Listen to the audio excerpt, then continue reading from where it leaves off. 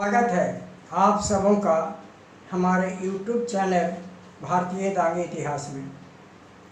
आज हम लोग त्रेता युग के दांगी राजा के बारे में विस्तार से जानेंगे।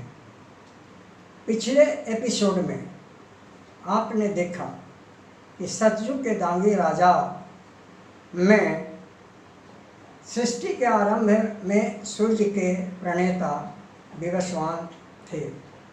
उनके पुत्र वैवस्वत मनु से सूर्य वंश का परिचालन हुआ, जिसमें 11वीं पीढ़ी में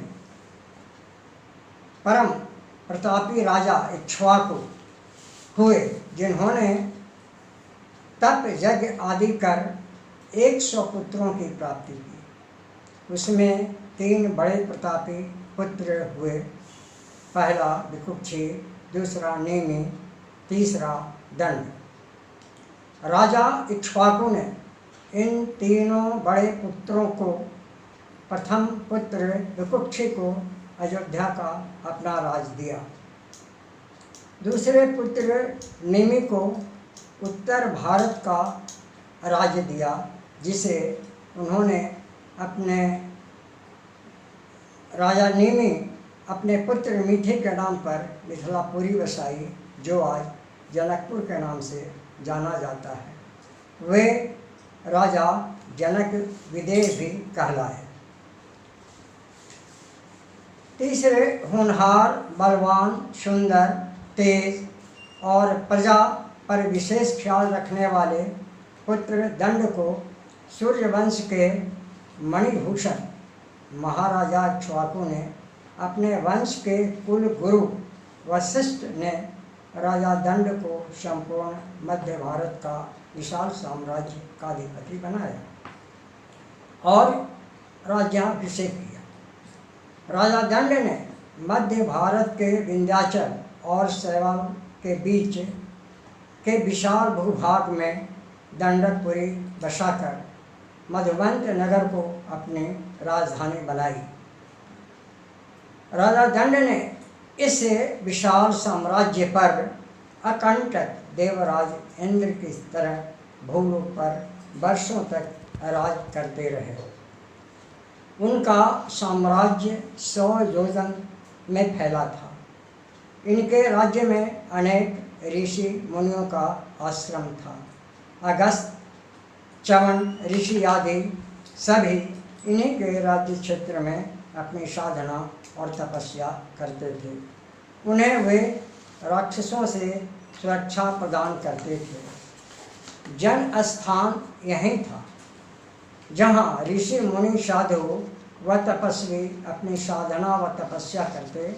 राजा दंड के इस विशाल साम्राज्य के ऐसा उन दिनों पूरे भारत में अन्यत्र और कोई राज नहीं था। दंडकारण्य का क्षेत्र त्रेता युग अर्थात रामायण काल में विंध्याचल से कृष्णा नदी के कांठे तक फैला था। इसकी पश्चिमी सीमा पर विदर्भ राज था और पूर्वी सीमा पर कलिंग की स्थिति थी। यह वाल्मीकि रामायण के अरण्य कंडिका 1 में वर्णित है। श्री राम का लक्ष्मण और सीता के साथ चित्रकूट और अत्रि का आश्रम छोड़ने के पश्चात दंडकारण्य में प्रवेश व पहुँचने का वर्णन है। प्रवेश्य तु महारण्यं दंडकारण्य मात्मवान रामो ददर्श दूरदर्श स्वाम शास्त्रम मंडल। महाकवि कालिदास ने भी अपने ग्रंथ रघुवंशम में दंडकारण्य का उल्लेख किया है। स सीता लक्ष्मण सख शतयाद्रुमलोपयन विवेश दंडकारण्यं प्रत्येकं च संतामनः। कालिदास ने श्री राम के दंडकारण्य प्रवेश के पश्चात उनकी भेंट भरत से चित्रकूट पर होने का वर्णन दिया है। इससे स्पष्ट होता है कि चित्रकूट उन दिनों दंडक जनपद के अधीन था। रघुवंशम ग्रंथ में अयोध्या के से वनवास के लिए निकलने के बाद भी उन्होंने लिखा है कि दंडकारण्य क्षेत्र में पदार्पण के बाद राम और सीता को दंडकारण्य में कष्टों की अनुभूतियाँ भी मधुर जान पड़ती थी। ऐसा वर्णन उन्होंने अपने ग्रंथ कालिदास ने किया है।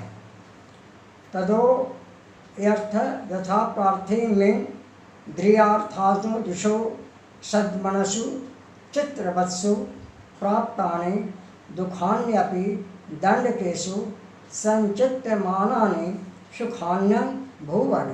यह रघुवंशम में वर्णन है। सच्चिदानंद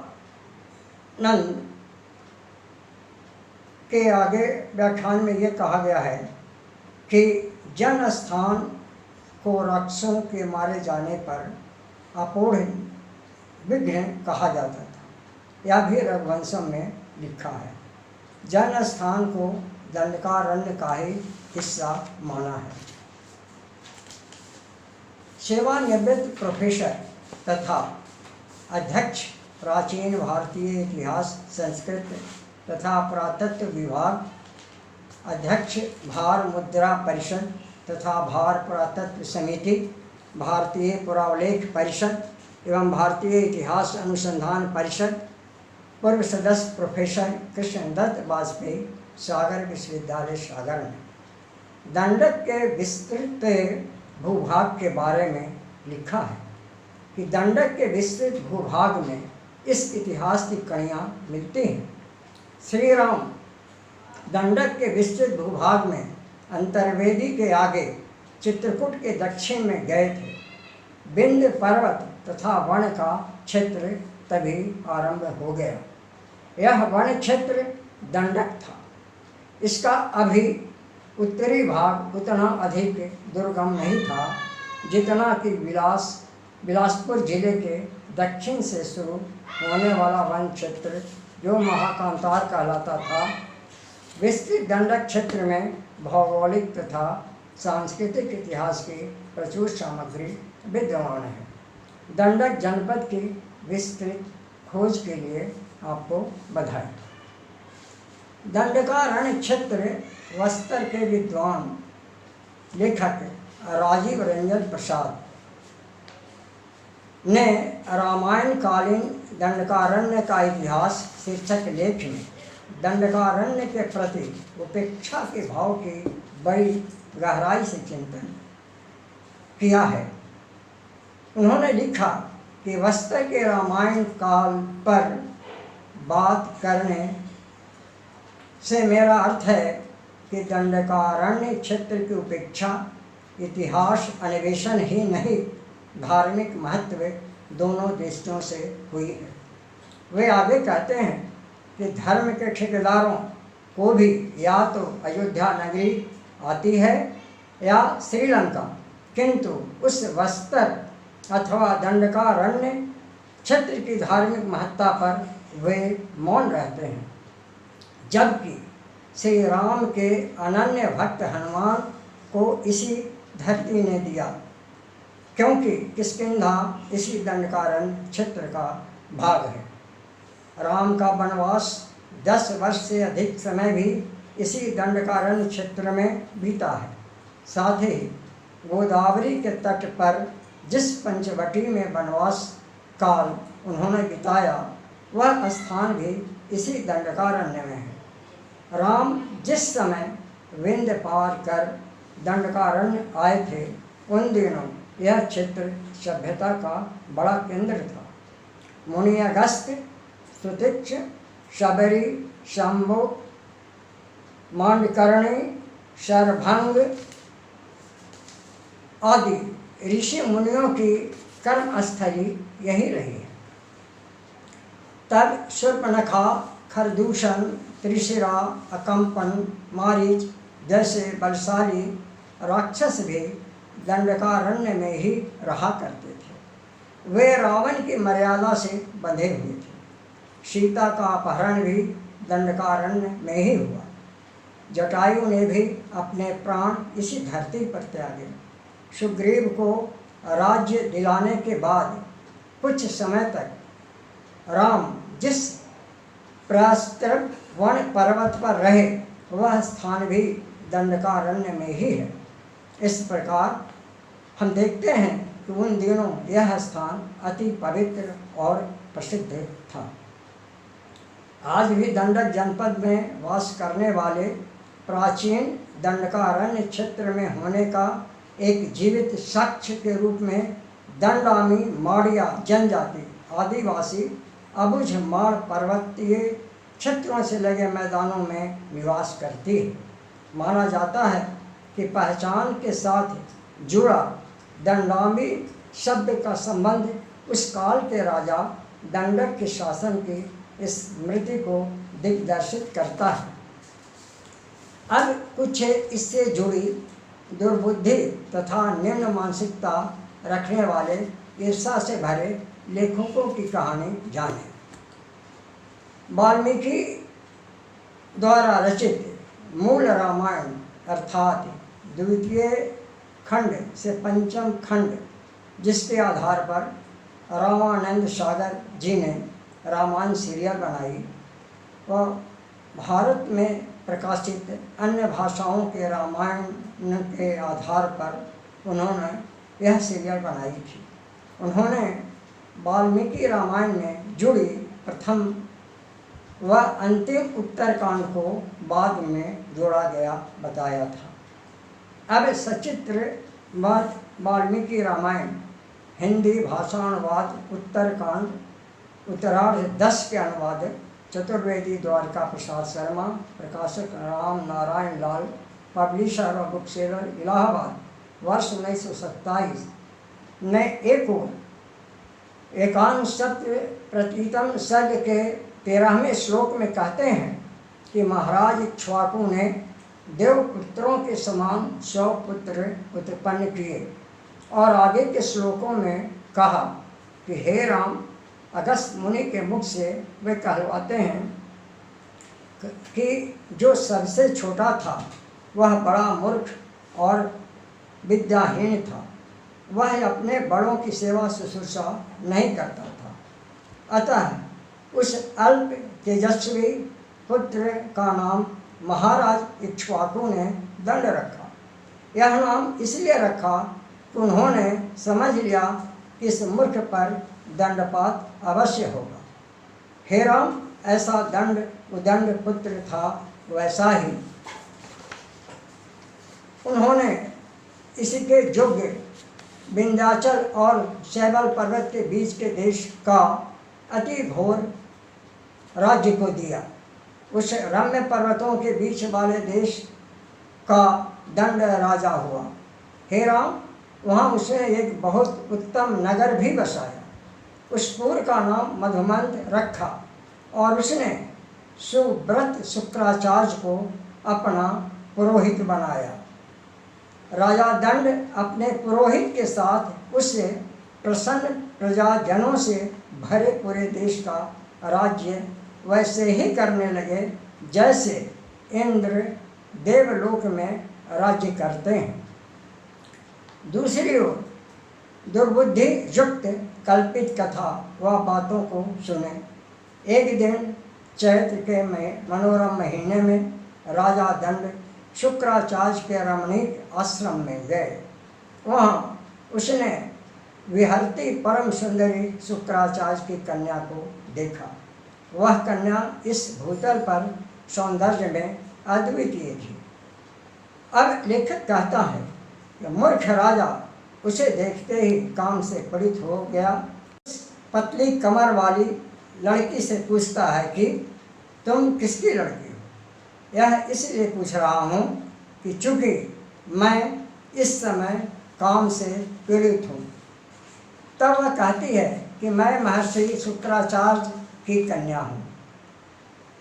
मेरा नाम अर्जा है। मैं इसी आश्रम में रहती हूँ। आप मुझे बलजोरी न करें। मैं अभी कुंवारी हूँ। मेरे पिता आपके गुरु हैं। आप यदि अनुचित काम करेंगे तो विपत्ति में पड़ जाएंगे।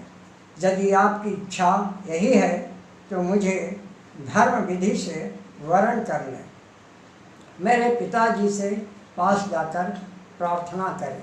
संभव है मेरे लिए प्रार्थना करने पर वे मुझे आपको दे भी दें। किंतु काम से विकल मदोन्मत्त राजा ने बलजोरी अपने दोनों हाथों से उस कन्या का आलिंगन किया और उस छटपटाती कन्या के साथ यथेष्ट विहार किया। अपनी राजधानी मधुबन नगर को तत्पश्चात तुरंत चला गया। अर्जा दुखी हो अपने आश्रम में ही समीप में खड़ी रोने लगी। तब इस घटना के एक मुहूर्त बाद जब शिष्यों के साथ सुधा से पीड़ित शुक्राचार्य आश्रम आए तो यह संवाद सुन क्रोध से उबल पड़े और उस दुराचारी मूर्ख राजा को पाप कर्म का फल मिलेगा ऐसा उन्होंने कहा। उसका 7 रात में पुत्र सेना और वाहनों सहित नष्ट हो जाएगा। इस राजा के चारों ओर 100 योजन तक इंद्र धूल की वृष्टि कर ध्वस्त कर देंगे। चर अचर जीव सभी 7 दिन के निरंतर धूल वृष्टि से नष्ट हो जाएंगे। इसका नामो निशान नहीं रहेगा। इस प्रकार राजा को शाप देकर उससे आश्रम वासियों को दंड राज्य को त्याग कर अन्यत्र जाने को कहा। किंतु अर्जा से कहा कि तुम इसी आश्रम में रहो। यह 1 योजन का सुंदर सरोवर है। इस पर तू यहाँ रहकर अपने कर्मों का फल भोगती हुई उद्धार की प्रतीक्षा करो। यह कह शुक्राचार्य भी अन्यत्र जाकर रहने लगे। हे राम, यह विंध्याचल और शैवल पर्वत के बीच में दंड का राज्य था। सो ब्रह्मर्षि के श्राप के कारण तभी से इस देश का नाम दंडकारण्य प्रसिद्ध हुआ है। हे राम, तपस्वियों के पास करने से के कारण यह जन स्थान भी कहलाता है। अगस्त जी की आज्ञा से अब श्री रामचंद्र अप्सराओं से सेवित उस निर्मल जल वाले तालाब के समीप सांध्योपासना करने चले जाते हैं। ऐसा वर्णन इससे रामायण में किया है। अब सोचने की बात है कि एक तो राजा दंड सूर्यवंशी थे और सूर्यवंशियों के गुरु हम सभी जानते हैं कि वशिष्ठ थे। तो राजा दंड के गुरु शुक्राचार्य कैसे हुए? दूसरी बात, विकिपीडिया और अन्य पौराणिक ग्रंथों के अनुसार शुक्राचार्य की पुत्री देवयानी थी, न कि अर्या।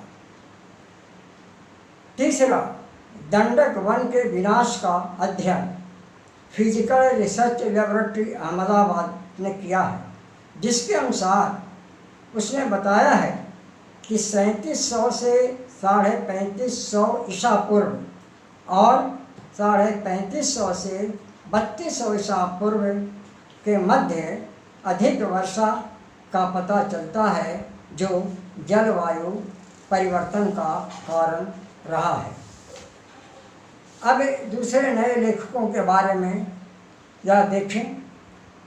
एक लेखक विजेंद्र कुमार माथुर ने जाट क्लान शीर्षक लेख में राजा दंड को राक्षस जाति का बताया है। ये सब अनर्गल, असहनीय, अपमानजनक शब्दों का प्रयोग अब कुछ नए लेखकों ने भी महाराजा महाप्रतापी दंड तथा उनके राज्य के बारे में गलत व्याख्या करना शुरू किया है, जिससे सभ्य समाज पर बुरा प्रभाव पड़ता है। अतः उन सारे लेखकों, कथावाचकों से मेरा अनुरोध है कि जिसका राज्य पूर्व से पश्चिम और उत्तर से दक्षिण हजारों वर्षों तक अकंटक राज करता रहा और जिनके राज्य में सारी ऐतिहासिक व धार्मिक घटनाएं घटती रही, उसे महिमा मंडित करने की कृपा करें, न कि कल्पित कथाओं के माध्यम से समाज में भ्रम फैलाएं। आगे के एपिसोड में द्वापर युग के दांगी राजा की रोचक जानकारी आप प्राप्त करेंगे। स्वतंत्रता दिवस के पूर्व संध्या पर आप सबों को ढेर सारी शुभकामनाएं। धन्यवाद।